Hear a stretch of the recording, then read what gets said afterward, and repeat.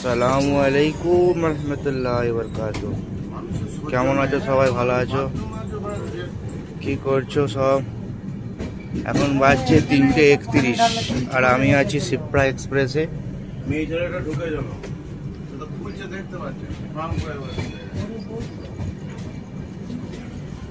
তো এখন ভোর 4টে বাজতে চললো, আছি শিপ্রা এক্সপ্রেসে। ওই দেখো, দেখতে পাচ্ছ পাহাড়ের মধ্যে ঘর, কত সুন্দর একটা মৌসুম। বাকি জানি না দিনে মানে কেমন হবে। সবাই ভালো আছো? আশা করি সবাই ভালো আছো। তো ভিডিওটা যত বেশি বড় করছি না, এখানে স্টপ করছি।